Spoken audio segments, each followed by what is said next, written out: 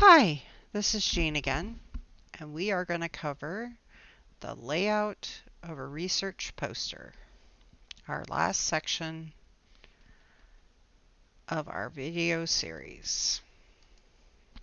So our objectives are to understand the parts of a research poster and how they're laid out, where we can find templates for our research, how to design a poster project, because that's what we're trying to do, and be able to find resources to print that poster, because if you're going to present it, you kind of need to print it. So, the anatomy of a poster presentation. 48 by 36 inches. It's not a lot of space. You might think it's a lot of space, but it's not. Trust me. So, keep that in mind when we're putting this poster together. It generally has 4 sections. You have the title and the author's name, which is your name because you're the researcher. The summary, abstract, background, and objective of the project. The methods and analysis you used, along with the results you obtained. And then, because you're the researcher, you're going to make recommendations and you're going to include the sources you used. This is a nice little picture of kind of what a poster presentation looks like. You can see at the top, that's where your title and author is. It also says institutional logo.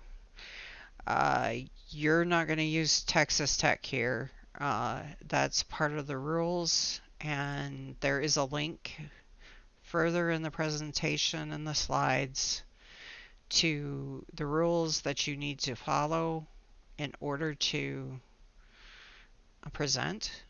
And there's font sizes, there's all kinds of things in there that you need to keep in mind when you're doing this. So make sure you look at that before we're done. The condensed abstract, which means condensed short. So you're just going to do a summary, your background, your objective or your purpose of why you're doing it. In the middle, you're going to do your methods, your analysis, and your results. And you're going to put in your recommendations because you're the researcher.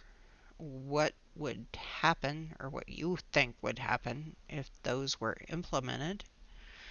And of course, your sources. Those can be smaller, so make sure you look at those rules because you will find that you are having trouble getting everything you want on your poster. So make sure you look at the rules and utilize whatever you can to save space. So here's the title. It should be interesting and introduce your research and describe your research question. You may want to go with a longer title because, like I said, space is limited.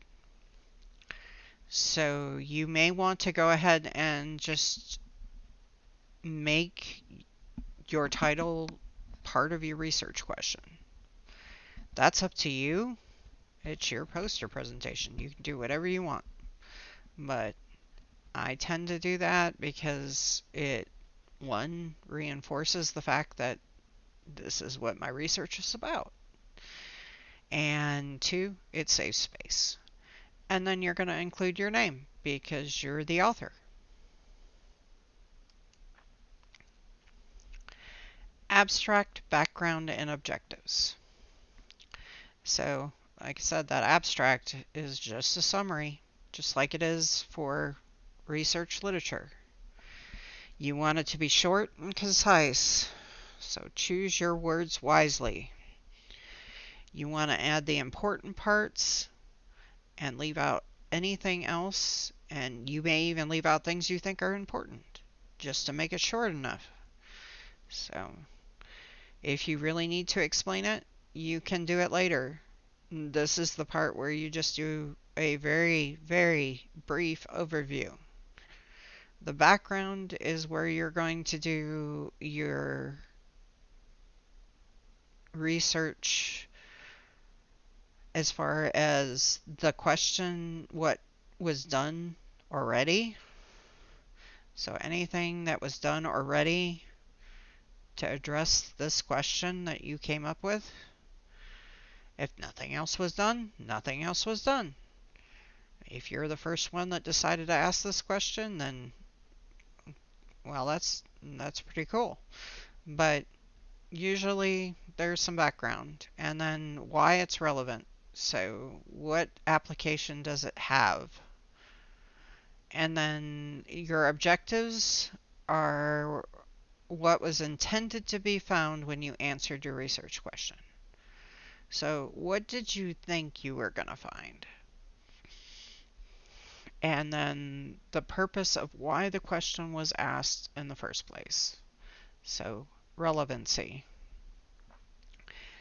And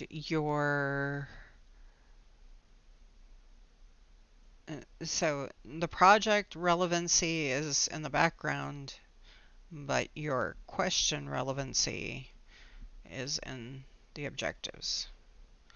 And then you're going to go ahead and put your actual question and your hypothesis on what you thought you were going to find. Methods, analysis, and results. The methods is what you did to try to answer your question. You're probably going to do a literary research review. So you probably did a literary search. Where did you search? What database did you use? What keywords did you use? Did you use MeSH terms in PubMed? MeSH terms are specific terms that they programmed in to come up with studies faster. It takes some practice to use those, but if you do understand them and you do know how to do them, or you want to research that further and go ahead and look that up, that's great. They do make things easier, but not everybody understands how to use them, and I don't have enough time to go over all of that. So you are welcome to go ahead and do that, but if you use certain keywords, you can put those there. The analysis, so how the literary sources were put together to form the results. Did all of your sources point to one outcome? Did they not? You put it here. So what results did you find? So this is where you're going to just put your results. There shouldn't be anything in here that's a conclusion. Just like primary research, we don't want to put any kind of conclusion in this part, because this part is where we just list what we found. Recommendations, outcomes, and references. So this is where you put your conclusion, what you think is the answer. And then you go ahead and you make recommendations based on that. And whether those, what you would think would happen if those recommendations were actually implemented. And last but not least, you have your sources. Citing sources, you can do this a number of ways.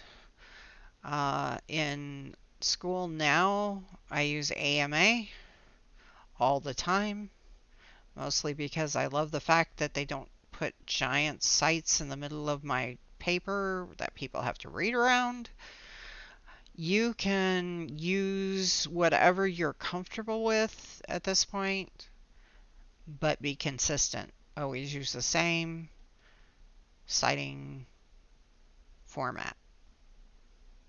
And then don't forget your email and your contact information because people might try to ask you questions later. You never know. So, available guidelines, templates, and printing.